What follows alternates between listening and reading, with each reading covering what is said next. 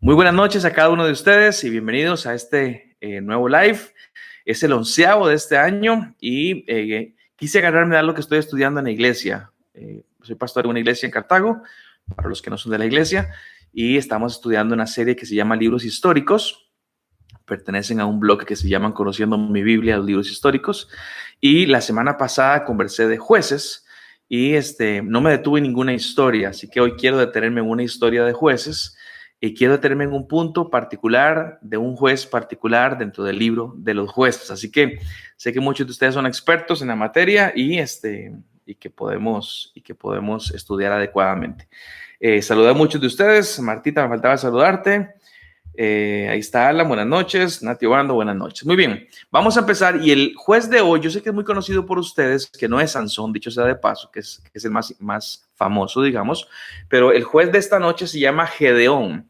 Pero quiero abordar Gedeón desde una óptica un poco diferente. Usualmente pensamos en Gedeón, pensamos en los 300 valientes de Gedeón, ya casi les cuento la historia, pero sí quiero recordarles algo importante en la vida de este hombre. Y voy a arrancar. Los que les gusta tomar nota, tomen nota de esto. Los jueces no, en general, no son modelos a seguir.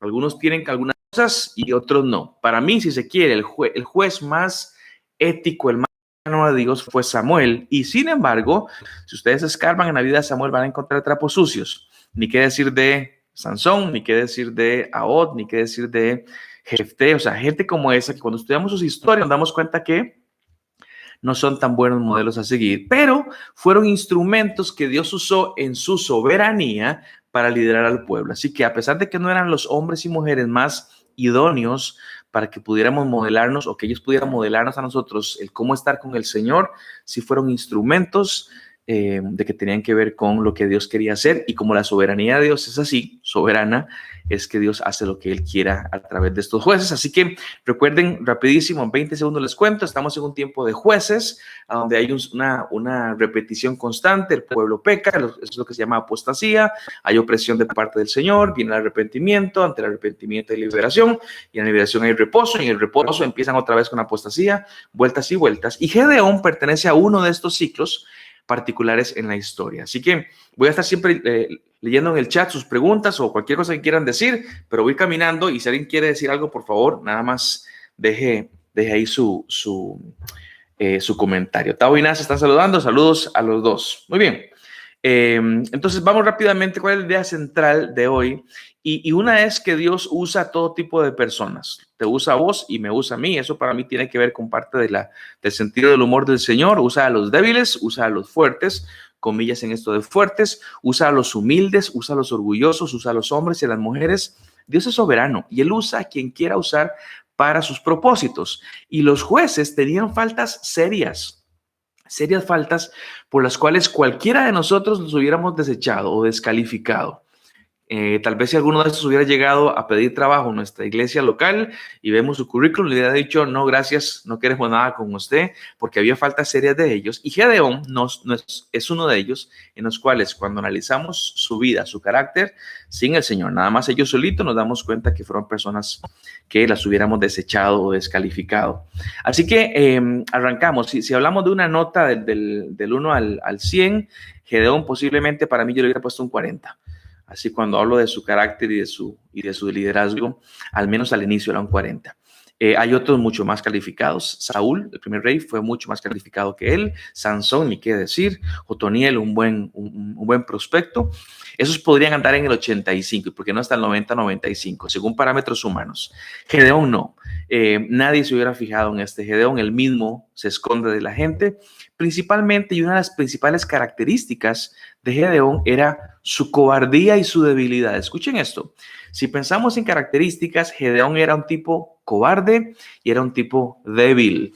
Ese es Gedeón. Usted lo piensa, Gedeón conquistando más adelante, pero así no empieza su historia. Y quiero llevar al final de esta charla una única aplicación para nuestras vidas. Podemos sacar 100, pero una única aplicación referente a esto y tiene que ver con cómo Dios usa esa cobardía y esa debilidad para hacer un par de cosas interesantes. Y Dios utilizó a este miedoso para hacer lo que él quería hacer. Y yo me pongo a pensar, cuando pensamos en las características de nuestros líderes y la gente carismática queremos que nos lidere. Y yo digo, ¿será que es necesario tener una buena confianza en sí mismos para que Dios te use? Es una pregunta retórica, usted puede responderla, pero la respuesta es no. Cuando vemos casos como Gedeón, que no tenían confianza en sí mismos y sin embargo dentro de la soberanía del Señor, Dios cumple un propósito puntual para Israel y utiliza a Gedeón a pesar de sus miedos y de su cobardía. Así que les cuento la historia. Los más viejos ya conocerán la historia, pero se las cuento rápidamente. Muy bien. Estamos en el tiempo de los jueces, recuerde. Estamos en un tiempo entre Josué y la monarquía, y en ese tiempo son 350 años. El resumen lo dije el fin de semana pasado, el capítulo 21 y verso 25 de Jueces dice, en aquellos días no había rey en Israel y cada quien hacía lo que mejor le parecía. Así que era un tiempo de libertinaje, es un tiempo a donde dejaron de lado la teocracia. Teocracia es que el que manda es Dios. Dejaron de lado eso y ellos pagaron las consecuencias. Repito, fue la prédica del fin de semana. Gedeón no va a ser la excepción. Él entra en escena porque el pueblo está pagando consecuencias y una vez que él muere y sale de la escena, el pueblo empieza otra vez a pagar consecuencias. Así que Dios lo que hizo fue que levantó libertadores. No levantó ni presidentes ni reyes, no fueron votados, no fue ganada su posesión, no fue por sus grandes logros, simplemente por la soberanía de Dios. Dios levantó líderes y los levantó como él quiso. Y Dios hace esto como una especie de acto de compasión con Israel. Si Dios no interviene, Israel es eliminada del mapa. Cuando Israel clama, Dios interviene y los liberta. Israel sigue adelante. Recuerden, desde Génesis 3, pasando por Noé, luego con Abraham, etcétera, hay una promesa. Cuando se dijo, en ti serán benditas todas las familias de la tierra, para que haya una bendición para todas las familias que será en Cristo Jesús, el pueblo no puede dejar de existir.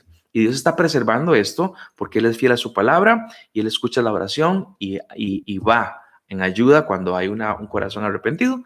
Así que Jueces es el testimonio justamente de la desobediencia humana y de la fidelidad del Señor. Esto es lo que vemos en Jueces y Gedeón es un pedacito de este gran plan que tiene el Señor. Así que voy a arrancar con Gedeón y si tiene Biblia en su mano puede ir a Jueces capítulo 6. Jueces capítulo 6, les doy 10 segundos mientras usted busca en sus Biblias. Mientras tanto, aquí saludo. Doña Janet, buenas noches. Doña Gladys, un placer tenerla. Zoe, que es Marco y Mariana, bendiciones. Marcia Flores, mucho gusto tenerte, Marcia. Mijal, buenas noches. Y Raúl, pregunta, ¿Gedeón fue el tercer ciclo? Recordar, Raúl, está el tiempo en reposo, luego pasan rápidamente a la apostasía, de la apostasía a la opresión al clamor y liberación. Ahí entra Gedeón. Cuando el pueblo clama, entra Gedeón, ¿sí? Y luego vamos adelante. ¿Fue el tercer ciclo? Me parece que no. Espérate para pensar, Otoniel, Aot, Samgar, me parece que no. No sé si es el sexto o el quinto, no recuerdo ahorita, pero te lo puedo buscar, pero... estamos en Jueces 6 y vamos a analizar un poquitito qué es lo que pasa. Vean cómo arranca el capítulo 6 y el versículo 1, que es cuando se introduce la historia de Gedeón. Antes han pasado otras cosas y después pasarán otras cosas, pero ahí está Gedeón a la mitad y dice el texto bíblico de la siguiente manera. Los israelitas hicieron lo que ofende al Señor. Esto ya lo hemos visto muchas veces. Los israelitas hicieron lo que ofende al Señor y él, el Señor, los entregó en manos de los madianitas durante 7 años. Madián es una tierra que está al este del Mar Muerto del río Jordán. De ahí salen los madianitas, que en algún tiempo particular fueron, como en este particular, fueron enemigos de Israel y Dios los entregó a los madianitas. Así que esto fue un tiempo de terror para Israel. Y digo de terror porque este particular no fue un pueblo que conquistaba y que les robaba las cosas para ellos. Estos madianitas eran terribles y lo que hacían básicamente era destruirlos y dejarlos en la miseria. Repito, el ataque no era para robarles, el ataque simplemente era por hacer el daño, para que esta gente estuviera en el piso y nunca pudiera levantarse. ¿Qué es lo que hacían los madianitas? Tenían un ejército enorme de camellos y llegaban a Israel, a los pueblos y demás, y cuando veían cultivos los destruían. No es que se los llevaban, los destruían los cultivos. Veían animales, los mataban y ahí los mataban. Había gente, mucha gente murió, pero simplemente era algo de destrucción por la destrucción en sí y fue un terror perpetuo durante 7 años, dice el texto bíblico. 7 años. No sé si se imaginan una vida de esconderse durante 7 años. Como niños, Y como juego lo disfrutábamos, jugar a la escondida, pero de adultos no es vida, estar constantemente ocultándonos de alguien para que no nos destruya. Y entonces el pueblo se esconde y en su escondite claman al Señor y piden ayuda al Señor. Así que es importante entender cuál es el contexto. Es Madián que de cuando en cuando viene a Israel y los conquista y luego regresa. Y en ese plan está. Ahora, doy un principio fundamental que es importante. A ver si Era me lo puede resumir y lo pone ahí en el chat. El principio es este. Primero escucharlo, ¿verdad? El pueblo clama por la miseria, no por el pecado. O sea, la razón por la cual el pueblo dice, ayúdame, Señor, no es porque estoy arrepentido de mi pecado. Es porque la miseria es tal que la miseria me empuja a clamar al Señor. Y muchas veces nos pasa así a nosotros en las vidas. Buscamos a Dios por las consecuencias que estamos cosechando por haberle fallado a Dios. Si ellos, los israelitas, hubieran buscado por haberlo ofendido y no por las consecuencias que estaban viviendo, vean, tales consecuencias no hubieran llegado ni siquiera a un día, porque en el momento que ellos ofenden a Dios y se dan cuenta de su error, claman a Dios y le piden perdón. Sin embargo, no pasó así. Ofenden a Dios y como no hay consecuencias inmediatas, lo siguen ofendiendo separados del Señor y las consecuencias vienen una tras otra, hasta que ya es insoportable y claman al Señor. Y me hace pensar, ¿será que podemos rescatar algo aquí de nosotros? Conozco muchísimos casos y les diría que la gran mayoría de casos en los cuales hay un cambio de vida, digo, todo cambio de vida para bien es bienvenido, pero cambios de vida en las personas, no porque están arrepentidas de su pecado, o porque estamos arrepentidos, sino porque nos cayó una consecuencia de ese pecado. Por eso cambié. Sea como sea, el cambio siempre es bueno, el arrepentimiento siempre es bien recibido, pero me hace la pregunta, inclusive tonta pensarla, ¿por qué tengo que esperarme a cosechar consecuencias negativas, nefastas en mi vida, cuando pude desde el día 1 haberme dado cuenta que ofendía a mi Dios y haber reparado en eso? Pero bueno, es un principio que va a experimentar Israel, como muchos de nosotros, de una manera muy, muy, muy complicada. Entonces, ¿qué hace Dios cuando escucha a un pueblo que les está hablando entonces y le está clamando por liberación? Entonces levanta a un hombre, Gedeón. Y yo hago la pregunta, ¿por qué Dios escogió a Gedeón? ¿No había otros? Sí, había un montón. Señor, hay muchos. No todos son buenos, pero mejores que Gedeón seguro había. ¿Por qué lo escogió a él? ¿No había otro? Y la respuesta simple sería porque él es soberano y él hace lo que quiera hacer y él escogió a Gedeón. Pero yo le agregaría soberanía con propósito, ¿sí? Él hace lo que quiera con un propósito y algo nos quiere enseñar a Dios. A mí me es más sencillo identificarme con Gedeón que con Sansón, por ejemplo. Sansón tiene un perfil muy alto para mí. No en la moralidad tal vez, pero sí en sus características y capacidades. Gedeón no. Gedeón uno dice, ¿qué tiene Gedeón? Casi no tiene nada. Entonces uno puede identificarse mejor. Y creo que de ahí viene la soberanía con propósito, porque el texto dice ahí en Jueces 6, dice que el ángel del Señor lo encuentra a él y lo encuentra a Gedeón en un lugar que se llama un lagar, ¿sí? Es un lagar, perdón, es un lugar cerrado a donde se majaban las uvas para hacer el vino o se majaban las aceitunas para hacer el aceite de oliva. Sea como sea, en un lugar cerradito, ¿sí? Para que no se contaminara nada y pudieran trabajar, voy a poner comillas, en lo más limpio posible. ¿Y por qué es relevante que sea cerrado? Porque él no estaba haciendo vino o aceite. Él, si hubiera estado haciendo vino, pues está bien que esté en un lagar. Si estuviera haciendo aceite, está bien que esté en un lagar, pero no está haciendo eso. En este lugar cerrado, lo que él está haciendo es que con el poco trigo que pudo conseguir, él está separando el trigo de la cizaña de la mata, porque ocupa el trigo solito para poder hacerlo harina después para comer pan. Pero él lo que hace es de que toma el poquito trigo y se va a un lugar escondido. Es súper incómodo hacer eso, porque lo que la costumbre nos dice es que el trigo uno lo golpea para que el trigo salga y luego con lo que está en el piso lo tira hacia arriba, el viento sopla todo lo que es esa bozorola y caen las semillas de trigo. Lo vuelvo a hacer una y otra vez con buen viento para luego recoger y ya está limpio el trigo. Pero Gedeón no hace eso y la respuesta o la pregunta al por qué no hace eso, por qué no se va a un lugar un poquito más alto donde pase el viento, hacer esa clase de cosas, y la respuesta sencilla es que tiene miedo. Eso es todo. Gedeón no está en el campo abierto porque tiene miedo. Él sabía que los madianitas lo atacarían, le robarían su trigo y posiblemente lo mataría. Pero sea como sea, al final tiene que ver con un asunto de cobardía, de ser miedoso o no. Y aquí hago la pregunta para participarlos a ustedes. Ustedes, sabiendo la amenaza que hay de los madianitas, ¿hubieran ido al campo a hacer el trigo al aire libre, perdón, o si hubieran quedado en un lugar escondidito para protegerse? ¿Qué hubieran hecho? Les doy unos segundos mientras me tomo fresquito.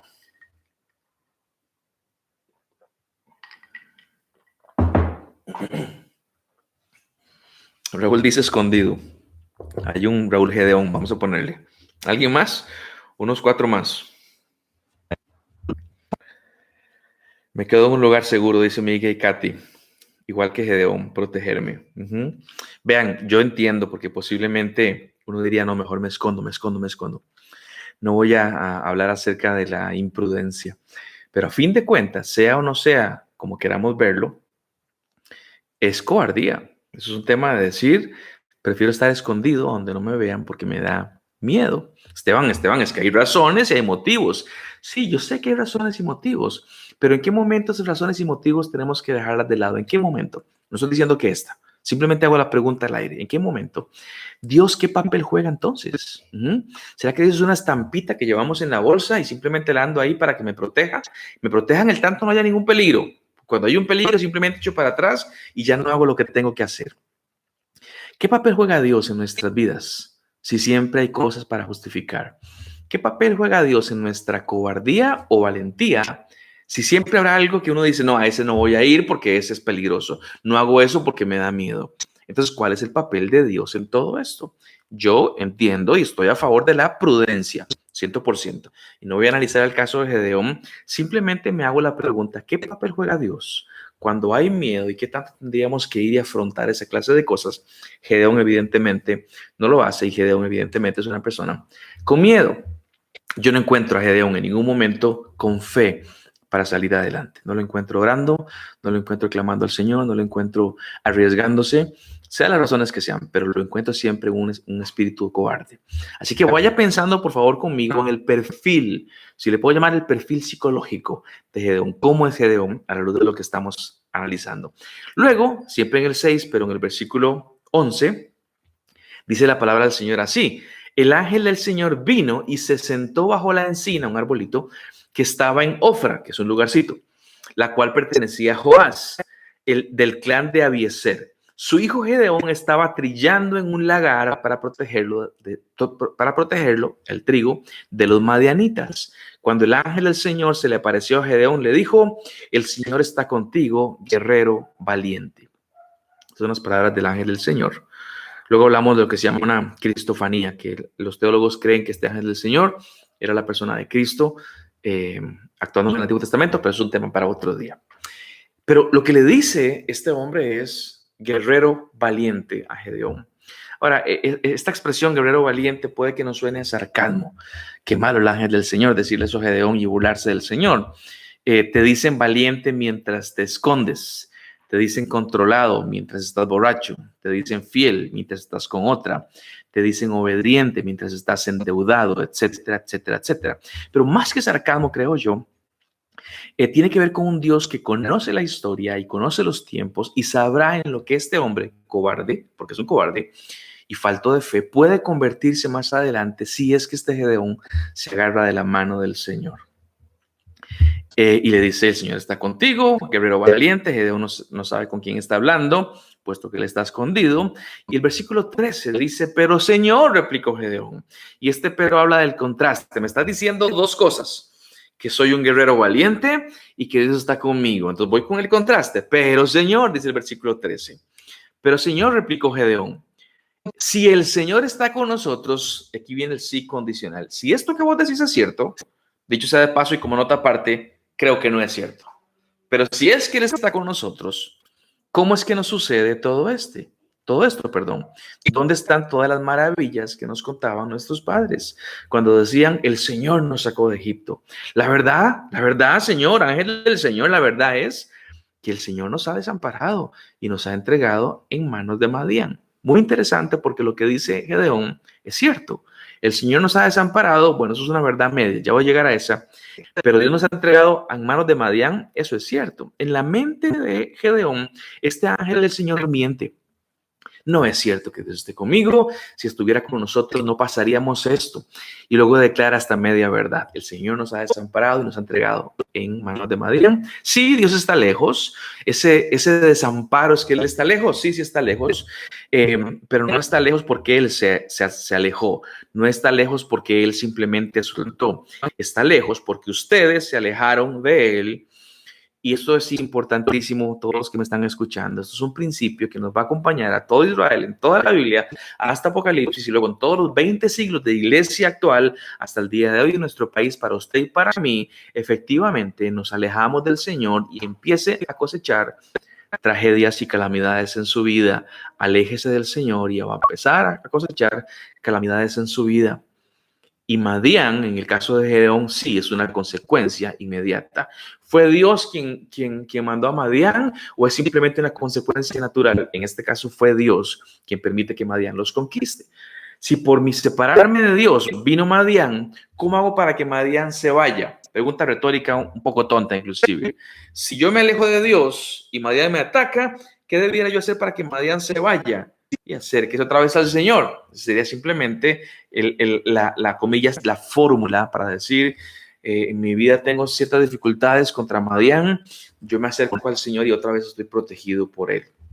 Entonces, Gedeón hace la pregunta, ¿dónde están todas las maravillas? Déjenme leer aquí rápidamente, a ver qué es lo que comenta Raúl. Me parece que el rol que Dios juega debe ser de absoluta confianza.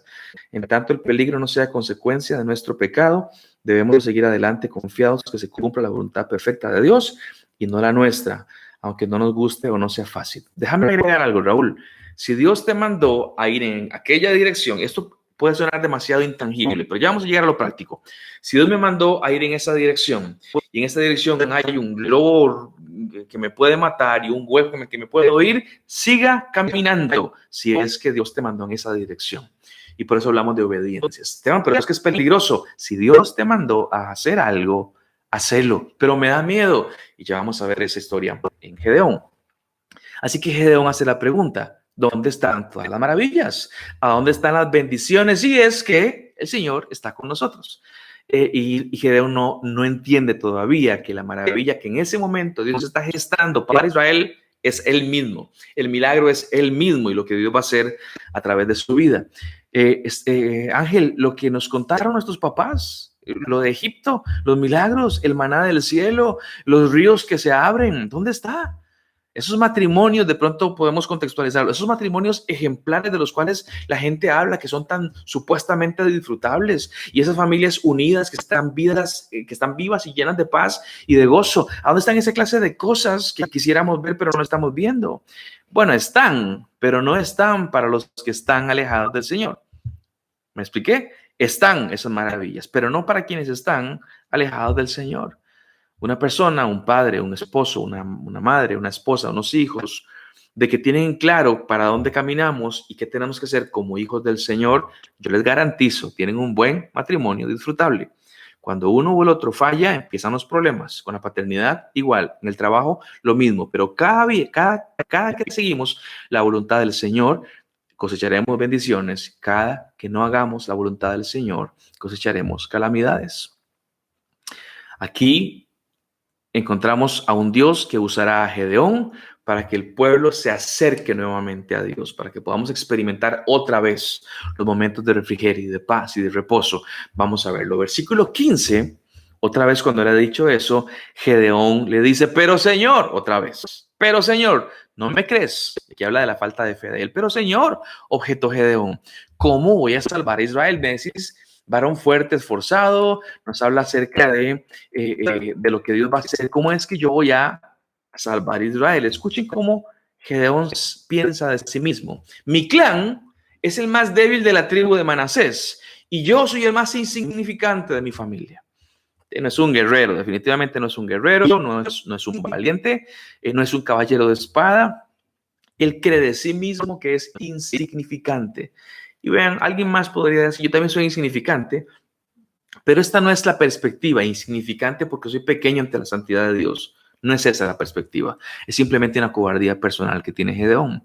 Y a pesar de que el ángel del Señor le llama guerrero valiente, es porque esto llegaría a ser, Gedeón aún no se lo cree. Ahora sigamos desmenuzando un poco la historia de cobardía de Gedeón.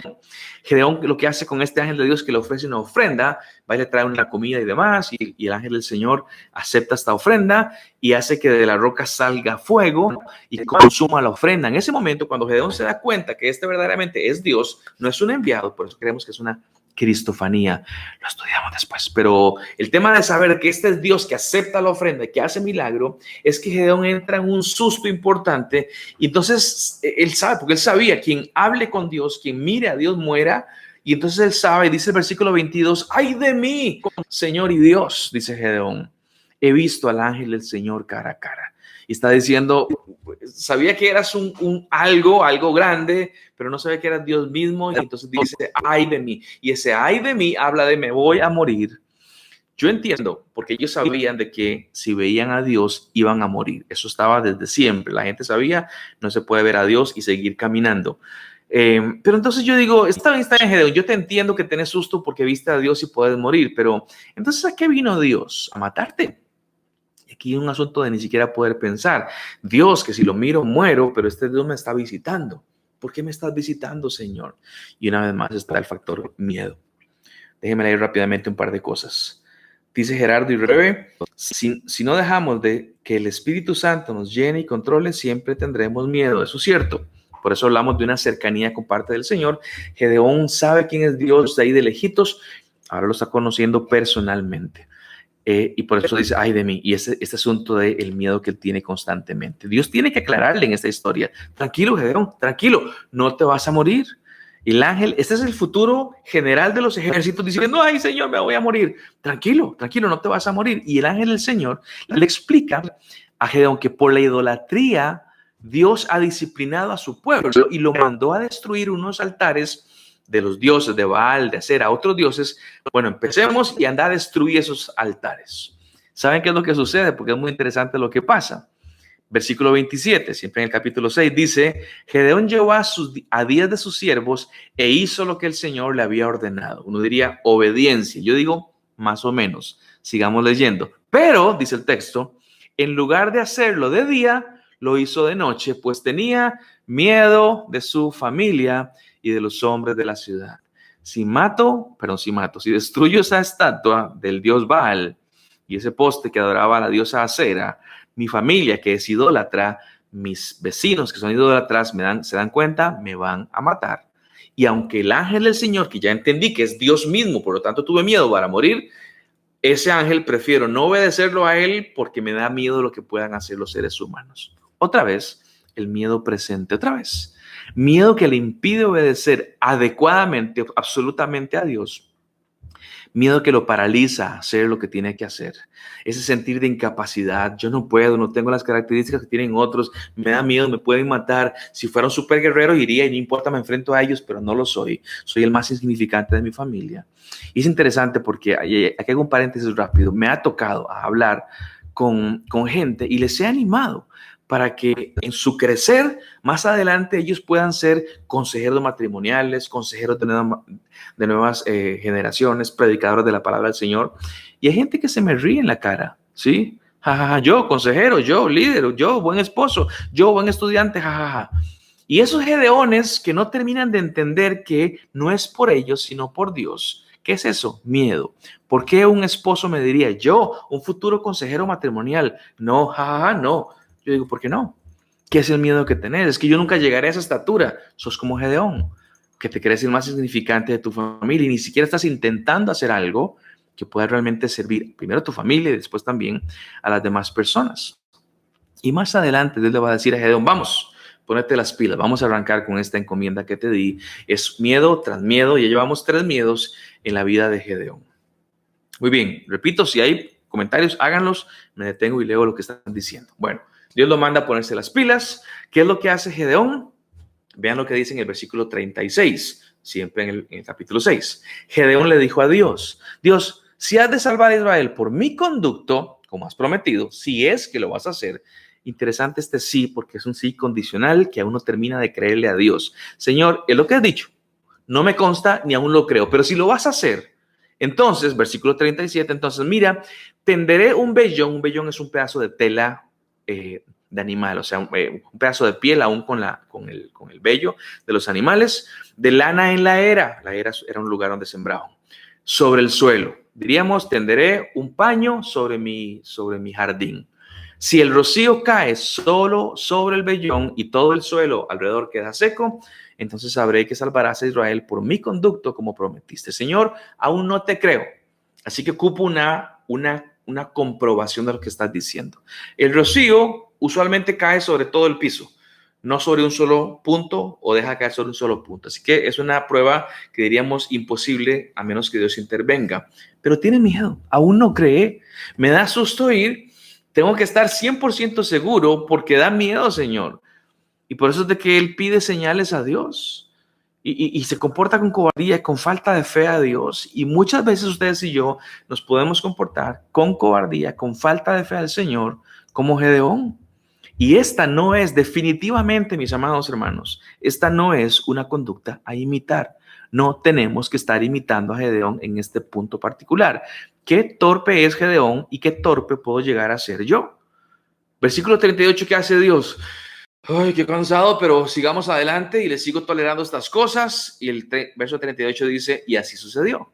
Al día siguiente Gedeón se levantó temprano, exprimió el vellón para sacarle el rocío y llenó una taza de agua.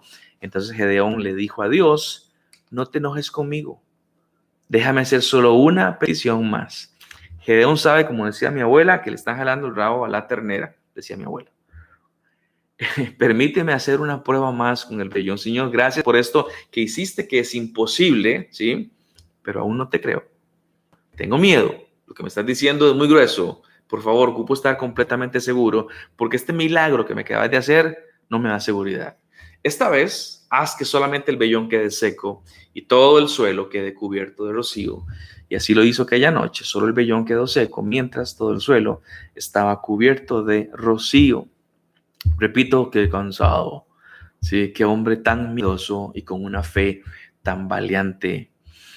Usted me dice, Esteban, hay que entenderlo. Si ponemos una justificación, lo que estamos diciendo es, en algunos casos Dios sí es suficiente y en otros casos no. Eso es lo que estaríamos diciendo. Así que no podemos interactuar. Pero si decimos, no, Esteban, hay que comprenderlo por A, B y C, estamos diciendo, en ciertas circunstancias está bien confiar en Dios ciegamente y en otras no. Aquí está Dios cara a cara viéndolo y dándole una orden y Él dice, no te creo. Aquí está Dios, no te creo. Hace el milagro, ya vi el milagro, sigo sin creerte. Dios sigue soportándolo en su misericordia. Dios lo tolera, pero esto es duda y la duda es pecado. Este no es el patrón, no hay que probar a Dios. Aceptamos su palabra, ¿sí? Aceptamos su palabra. Dudar en el sentido general de la palabra me lleva a la investigación y a convicciones claras. Pero esta clase de duda es pecaminosa porque yo escucho la voz de Dios y digo, no la creo. No la creo, pero te la explico. No, ya la entendí, solamente que no la creo. Como cristianos aceptamos la palabra del Señor. Dice Raúl, me identifico con Gedeón porque 6 de 10 veces primero me detengo a pensar en mis capacidades para entrarle a un problema. A Dios gracias, ahí voy aprendiendo primero a orar y luego a actuar. Y dice Jorge Jaycee, no trabajamos para los hombres, sino para Dios. Y cuando trabajamos para Dios, el prestigio o el miedo es lo último que se nos ocurriría pensar, porque sabemos que Él se lo merece todo. Bueno, ese es Gedeón. Sí, por eso decía al principio que con él me puedo identificar mejor que con otros. ¿Y qué hace Gedeón? Bueno, ya le dieron 2 milagros, ya no puede poner más pruebas al Señor. Que esto, dicho sea de paso, me recuerda en Éxodo 4 a Moisés, cuando Dios lo manda a hacer la tarea y empieza con el asunto y la falta de fe. Bueno, sigamos adelante con Gedeón y con todos sus miedos. Allá agarra su ejército. Su ejército es de 32,000 hombres. Uno dice, wow, qué buen ejército. Ni tanto. Número 1, 32,000 son muchos, pero no son suficientes. El ejército madianita tiene 120,000 hombres. Así que ya desde el momento 1 entran con una desventaja. ¿Cómo ayuda eso al miedo de Gedeón? Definitivamente no lo ayuda. Si hablamos de estadística, cada hombre de Gedeón tendría que matar a 4 madianitas para ganar la batalla. ¿Es imposible? No, ocuparías buenos soldados, pero es complicado. 4. Dios tiene una estrategia diferente y con 32,000 no es simplemente mate a 4. Repito, una estrategia que no le va a ayudar al cobarde, ¿sí? pero para nada le va a ayudar. ¿Qué es lo que sucede? Estoy en el versículo capítulo 7 y voy a leer el versículo 2 en adelante. Dice los Martínez Granados, el miedo nos lleva a justificar muchas veces nuestra mala conducta. Es correcto, y en un rato vamos a llegar a eso para los Martínez Granados. Versículo 2 dice, el Señor le dijo a Gedeón, escuchen, lo que Dios dice es un disparate, diríamos. Tienes demasiada gente para que yo entregue a Madián en sus manos, a fin de que Israel no vaya a jactarse contra mí y diga que su propia fortaleza lo ha librado. Pobre Gedeón, porque es un tipo que ya demostró su cobardía y falta de fe, y encima Dios le dice, hay mucha gente. Yo le había dicho, Dios, perdón, ya no te lo digo, pues ya te he refutado varias veces, pero estás equivocado, no tengo mucha gente, tengo poca gente, es 1 cada 4, no tengo mucha gente. Y el Señor dice, no, es que ustedes van a ganar la batalla, porque eso Dios no lo está dudando, de fijo lo van a ganar. Y si ustedes la ganan, porque la van a ganar, ustedes van a empezar a gloriarse diciendo, wow, qué clase de soldados fuimos. Cada uno mató a 4 madianitas y lo pudimos liberar al pueblo. No, son demasiados.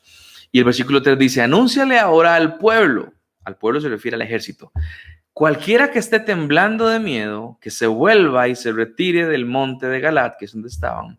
Así que una vez que Gedeón anuncia, si alguien tiene miedo, sin bronca, sin lío, se puede ir para su casa, sin represalias, sin malos entendidos, tranquilidad, pueden irse en paz.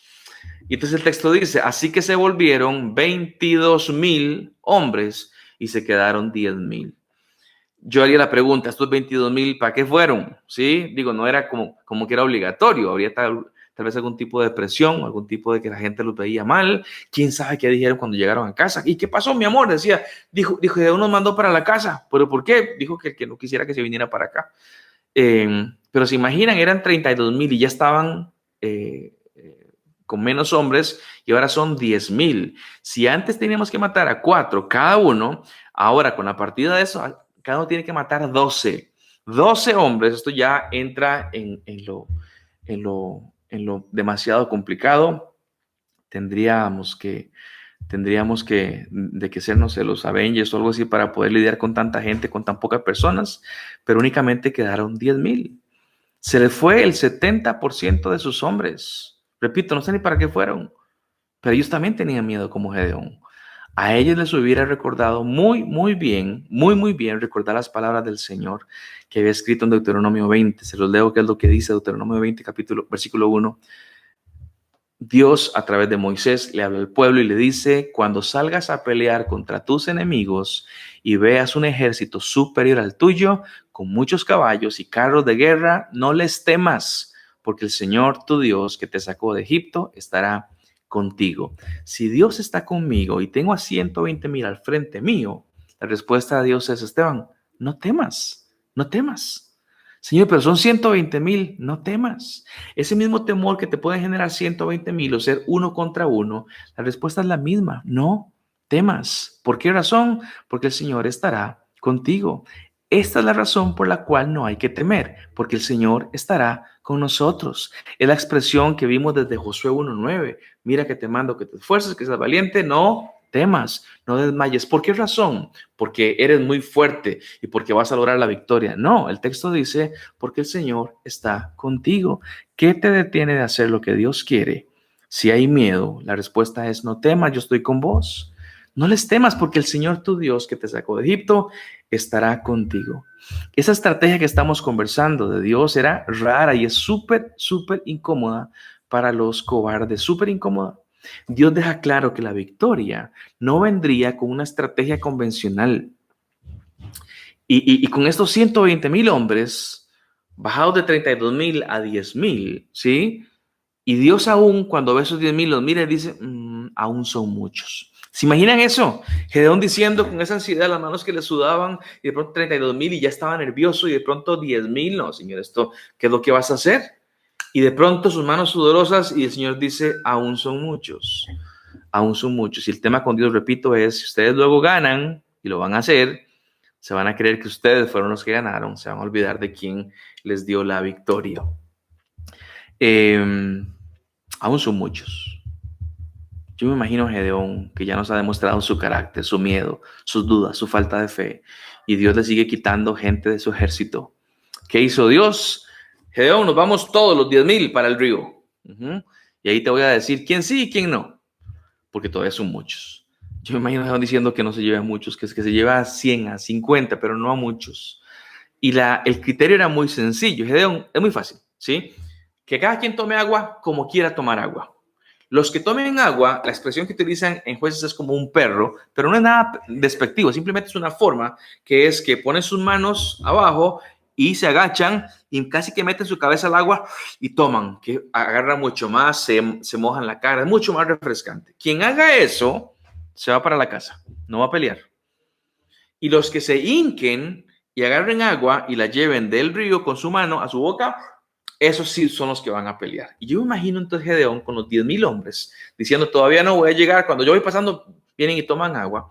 Y cuando va pasando y ve que voy a decir como un perro, recuerden, no es despectivo, como un perro, como un perro, como un perro, para la casa, para la casa, para la casa, para la casa. Usted, por favor, vaya para allá. Ya tengo uno. Para la casa, para la casa, para la casa. Y esto tuvo que haber sido de mucho rato, eran 10,000, ¿sí? Y después de haber hecho todo eso y se da cuenta que de esos 10,000, 9,700 habían tomado agua como un perro y tienen que irse para la casa. Así que si la matemática no ha cambiado, le quedaron únicamente 300 personas de 32,000, empezando con 32,000 ya con un ejército diezmado y ahora únicamente tiene los famosos 300. Jueces 7:5 dice, Gedeón hizo lo que los hombres bajaran al agua, y allí el Señor le dijo, a los que laman el agua con la lengua como los perros, sepáralos de los que se arrodillan para beber. 300 hombres lamieron el agua, llevándola de la mano a la boca, y todos los demás se arrodillaron para beber. Y el Señor le dijo a Gedeón, con los 300 hombres que lamieron el agua, yo los salvaré, y entregaré a los madianitas en tus manos, el resto que se vaya a su casa. Conocemos la historia, creo que los más viejos conocemos la historia. Les cuento a los más nuevos, esto fue un escenario terrorífico para Gedeón. Pobre Gedeón, porque esto no ayuda para su miedo. De su ejército original, únicamente le queda el 0,9% de su ejército original. Y Dios sabe esto, y entonces lo manda a infiltrarse al campamento enemigo. Dios sabe que ahora la frecuencia cardíaca de Gedeón está más alta que de costumbre. Y le dice, Gedeón, anda al campamento enemigo, infiltrate. Quiero que escuches algo. Que dicho sea de paso, ya eso era una acción de temer. Infiltrarte al ejército enemigo ya era una acción de temer. Porque Gedeón va a llegar, va a darse cuenta de los 120,000, va a ver un montón de caballos y un montón de cosas. Y eso no ayuda mucho a su ansiedad y su miedo. Y es mucho para Gedeón esto, que es un miedoso. Versículo 9 dice, aquella noche el Señor le dijo a Gedeón, levántate y baja al campamento, porque voy a entregar en tus manos a los madianitas. Si temes atacar, baja primero al campamento con tu criado Furá y escucha lo que digan. Después de eso cobrarás valor para atacar el campamento. Noten que Dios está diciendo, yo entiendo cuál es tu deficiencia, Gedeón. Yo sé que lo que a vos te falta es valor. Yo lo entiendo. Así que quiero darte una tarea que requiere valor, pero no vas a ir solo. Vas a ir con tu siervo, te infiltras en el campamento y vas a escuchar algo que te va a generar otra vez valor. Y Gedeón agarra sus cosas y el texto dice que llegó justamente en el momento en el cual un hombre le contaba a otro hombre, los madianitas, un sueño. Vean lo que le decía un hombre al otro. Tuve un sueño, decía, en el que un pan de cebada es algo chiquitito, pero este pan de cebada llegaba rodando al campamento madianita y con tal fuerza golpeaba una carpa que ésta se volteaba y se venía abajo. Eso es tratar de romper una ventana a punta de bolitas de algodón, es lo que uno dice. No se puede. Una bolita de algodón es demasiado chica, liviana y no es fuerte.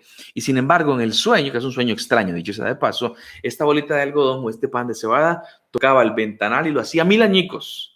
Y su amigo, que era un intérprete o interpretó el sueño en ese momento, le respondió, eso no significa otra cosa que la espada del israelita Gedeón, hijo de Joás. Dios ha entregado en sus manos a los madianitas y a todo el campamento. Y entonces Gedeón escuchando, quién sabe qué sintió, quién sabe qué frío le pasó por la espalda, pero cuando Gedeón oyó el relato del sueño y su interpretación, se postró en adoración. Luego volvió al campamento de Israel y ordenó, levántense, el Señor ha entregado en manos de ustedes al campamento madianita.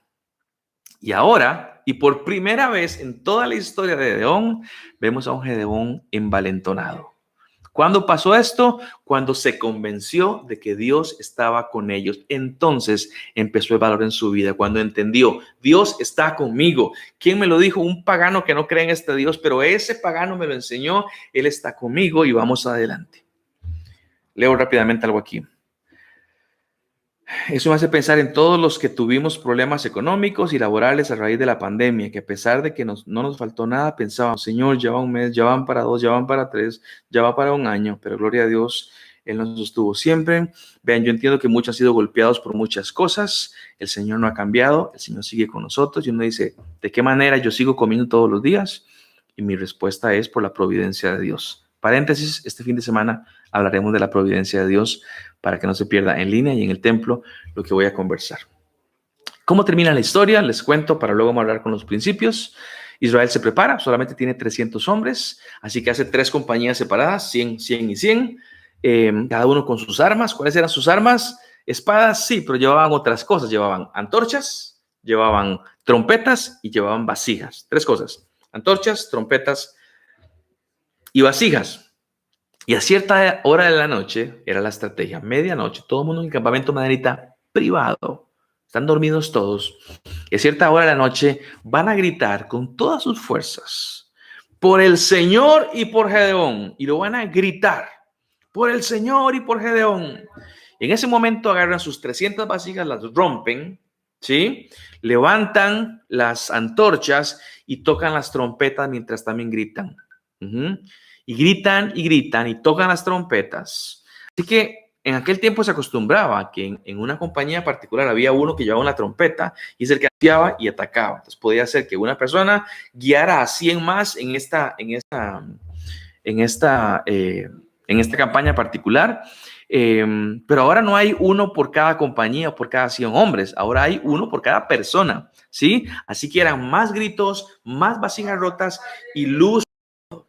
Los madianitas, entonces de pronto escuchan el grito de 300 hombres. No es tanto, pero son 300 varones gritando a todo pulmón y se empiezan a levantar y ven antorchas por todo el campamento que los rodean y dijeron, estamos rodeados, y escuchan cómo se rompen las vasijas. Esto quién sabe cómo lo interpretaron, y oyen las trompetas, estamos rodeados, estamos acabados. Y dice que medio dormidos los madianitas despiertan en un susto. Ven las antorchas alrededor, gritos, trompetas, se confunden, no saben quién en quién y empiezan a matarse entre ellos. Verso 22 dice, al sonar las 300 trompetas, el Señor hizo que los hombres de todo el campamento se atacaran entre sí con sus espadas. Y yo pienso que feo despertarse así, ¿no? Despertarse de un susto y esta clase de susto, cuando con el que estoy durmiendo a la par y otro a la par y otro a la par, tiene una espada y se despierta y lo veo que no me reconoce y que me va a atacar y tengo que defenderme y tengo que atacarlo, y empieza la matanza increíble. Y ganaron la batalla, ni una sola baja. No tuvieron que pelear la batalla, Dios peleó la batalla por ellos. Tuvieron que con valentía enfrentar al enemigo y hacer como Dios quería en su estrategia. Y Dios ganó. Dios ganó a pesar del miedo de Gedeón. Dios ganó. Inclusive hay una parte muy interesante en la historia, porque en el capítulo 8, verso 22, el pueblo, una vez que ha tenido toda la batalla, le dice, Gedeón, fenómeno, esto fue algo increíble, sos un crack, Gedeón, ¿sí? Queremos que seas el rey en nuestras vidas, y tu hijo sea el rey, y tu nieto sea el rey. Vean lo que dice el texto bíblico. Entonces los israelitas le dijeron a Gedeón, gobierna sobre nosotros, estoy en 8:22, gobierna sobre nosotros y después de ti, tu hijo y tu nieto, porque nos has librado del poder de los madianitas. Verso 23, pero Gedeón les dijo, yo no los gobernaré, ni tampoco mi hijo, solo el Señor los gobernará. Gedeón habla acerca de la teocracia, el poder del Señor. Y yo digo, qué bien terminó Gedeón, qué mal que había empezado, pero qué bien termina Gedeón.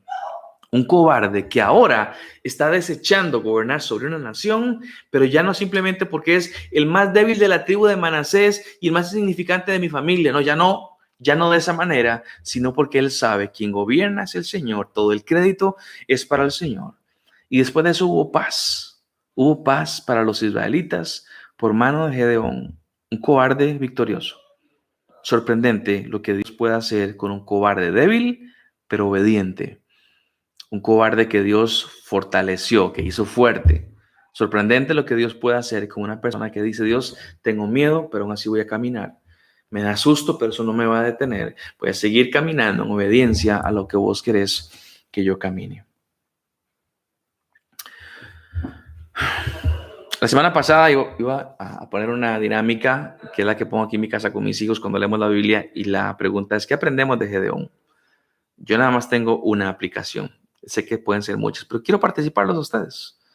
Tal vez si alguien se anima a poner ahí en el chat cortito.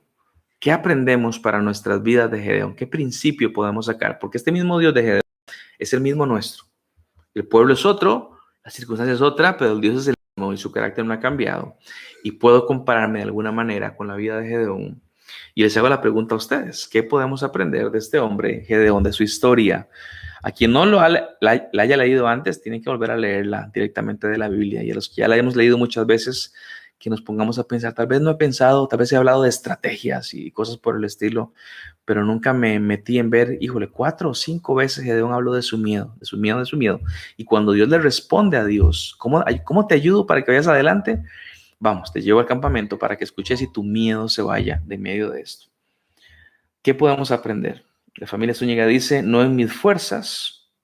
Bueno, hay cosas que no tienen que ver con qué tan capacitado seas, qué tan fuerte seas. Keren tal vez habla de no es a mi manera. Sí, no dudo que seas inteligente, Keren, y los que me están escuchando, pero hay momentos donde mi estrategia no es la adecuada, así que hay que buscar la estrategia que Dios me dé. Nelson habla de cuando dejamos que Dios tome la responsabilidad de dirigir nuestras decisiones, entonces somos vencedores. Amén. Martita dice, Dios siempre pelea nuestras batallas, no, que no lo olvidemos. Martita, déjame sumarte. Él las pelea si estamos cerca de Él, si estamos caminando en obediencia. Cada vez que Israel no caminó en obediencia y peleó las batallas, no le fue tan bien. Y aún, en algunos momentos ganaron batallas, pero no en la voluntad del Señor. Y bueno, tuvieron también consecuencias. Obediencia y creerle a Dios, dice Saidita. Estoy de acuerdo con vos, pero la única forma de obedecer es saber qué dice Él. Y la única forma de creer es saber qué es lo que dice Él. Así que tu comentario también da pie a otro comentario más que tiene que ver con yo no puedo obedecer ni creer lo que no conozco. Y que habla de gente capacitada, gente que estudia, gente que está constantemente metida en su palabra. Dice Frecia, confiar en la voluntad del Señor. Amén. Si creemos que lo que Dios dice es lo que Dios dice, confiamos en su voluntad. Pau habla de fe, que fe que tiene que con creer. Carlos y Mar, ante un problema dejémoslo a Dios que lo resuelva y nosotros ser obedientes a Él. Muchas veces Dios nos dará a nosotros mismos para resolverlo, pero que seamos obedientes. Y ahora de que Carlos y Mar le ponen ahí este asunto, hay gente que de pronto dice, es que no sé cómo actuar. Les doy un consejo. Busque a un cristiano que ame al Señor, ¿sí? Y dígale, ¿vos qué harías? Dame tu consejo. No tiene que ser un PhD en consejería ni en psicología. Simplemente que sea un cristiano que ama a Dios y pregúntele. Esteban, ¿hago lo que él o ella me diga? No, pregúntele a él y eche para su saco. Y luego pregúntele a otro y eche para su saco. Cuando ya tenga 4 o 5, analice. La familia Maña dice que cuando nos arrepentimos podemos dejar espacio para escuchar a Dios y creerle. Es cuando Dios se acerca, cuando hay arrepentimiento. Gerardo y Rebe dicen, si Dios es con nosotros, ¿quién contra nosotros? Amén, Rebe. Yo subrayaría es, si Dios está con nosotros. Y por eso hablamos de la cercanía de estar con el Señor. Vivian, ser sincero con Dios y reconocer que tengo miedo, pedirle a Él su ayuda para enfrentarlo, pero creo que reconocerlo es clave. Amén. Amén, Vivian. Gusto en tenerte por acá. Alan habla de no desconfiar de su palabra. Carito Chacón dice, necesito vivir confiando que Cristo en mí las batallas son más llevaderas 100%. Carito, si estoy con Cristo, tengo una cosmovisión diferente y puedo enfrentar las batallas sin miedo. Y con el miedo, que yo puedo ver por dónde caminar de acuerdo a su voluntad. Gis habla de reconocer que Dios es un Dios creíble. Lo que Dios dice es creíble. En mi debilidad se manifiesta su poder. Su poder. Como dice 2 Corintios, siempre y cuando tengamos plena fe que la voluntad de Dios es perfecta. Vean, hemos hablado muchas cosas. La única forma de poder obedecer a Dios, repito, es conociendo su palabra. Hay 2 cosas que yo digo. La primera cortita nada más. No esperemos, por favor. No esperemos, por favor, a que la consecuencia de nuestra desobediencia nos llegue hasta el cuello, a donde ya no únicamente nos hemos lastimado, sino que a los demás hemos lastimado un montón. No esperemos que pase eso. ¿Sabes que algo está mal? Para, arrepentite, dame de vuelta y camina en dirección opuesta. Pedile perdón a Dios para que las consecuencias vos las dejes de llevar. Tus acciones pecaminosas van a lastimarte a vos, a tu esposa, a tu esposo, a tus hijos, a tus padres, a tus amigos. Y eso va a ser algo importante que puede marcar a los demás. No esperes a que el problema sea tan insostenible que vos digas, Dios, ayúdame, por favor. Hacelo ahora que todavía no estás cosechando tantas cosas en tu vida. Y la segunda cosa de que aporto un poquito más largo, pero solo un poquito. Hay cosas que se nos mandaron a hacer. Mientras somos una diferencia para los demás, hay cosas que se nos mandó a hacer. ¿A quiénes? ¿A los pastores? No, a los cristianos. Hay cosas que se nos mandaron a hacer. Y demasiados cristianos que no son lo que Dios quiere que sean, porque es que eso es demasiado, Señor. Eso es mucho. Matrimonios que no pasan de llevarse bien cuando podrían ser extraordinarios si no fueran tan cobardes e hicieran lo que Dios manda.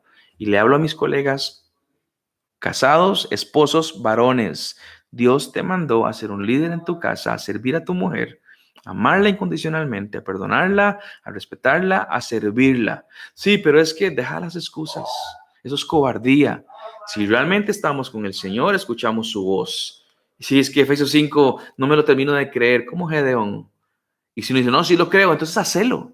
No seas cobarde y camina en esa dirección. No digas, bueno, pero estamos bien. No es suficiente estar bien.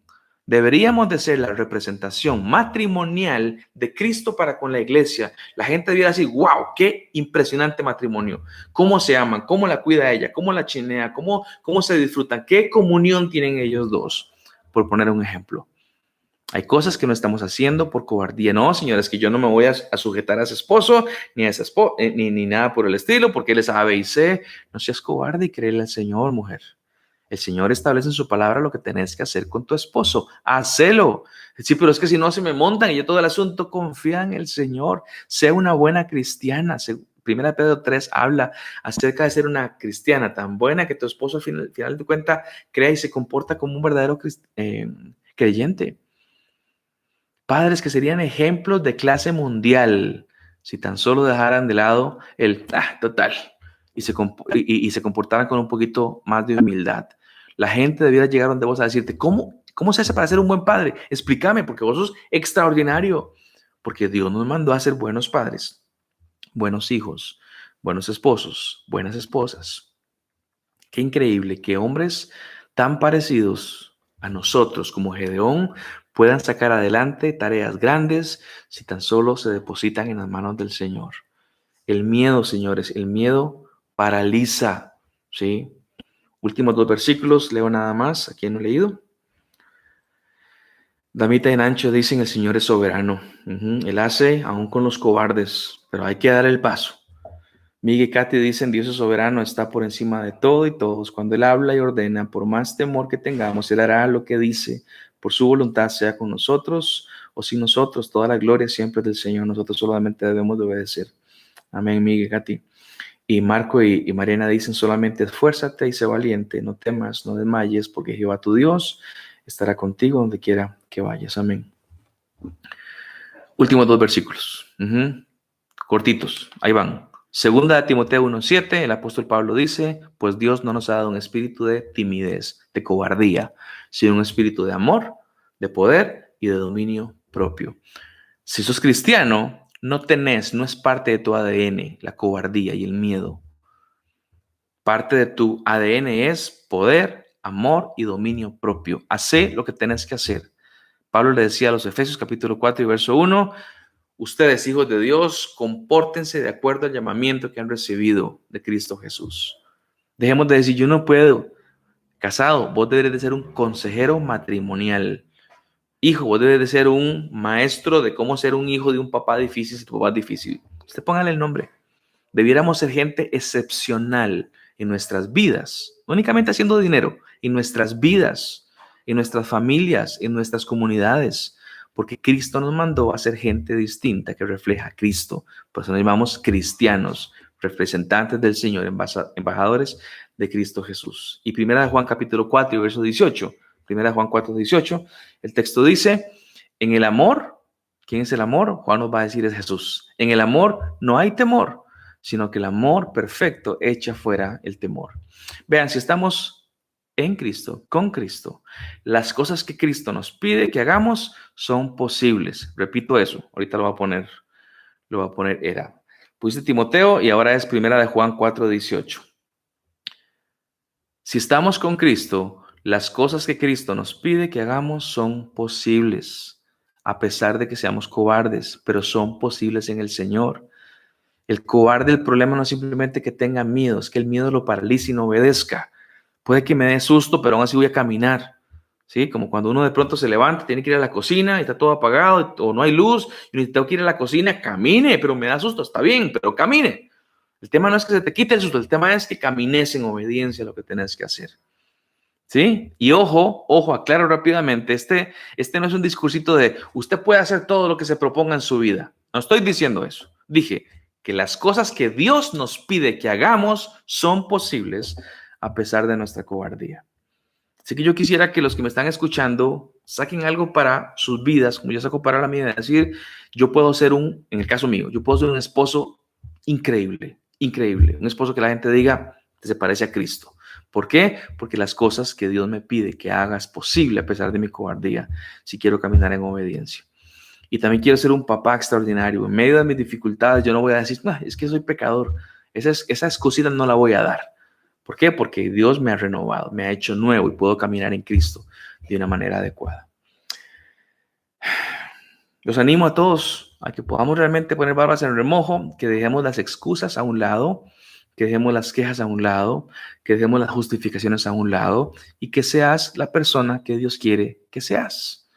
Que desde el momento alguien te pueda ver, Dios te mire y te diga, varón fuerte y esforzado, guerrero valiente. Y no dice, yo, sí, a vos estoy hablando. En Cristo hay un potencial para hacer lo que Cristo quiere que seamos. Depende de que vos digas, a pesar de mi miedo, yo voy a caminar, porque no tengo un espíritu de cobardía, sino un espíritu de amor, de poder, de dominio propio, y porque el perfecto amor de Dios echa fuera todo temor.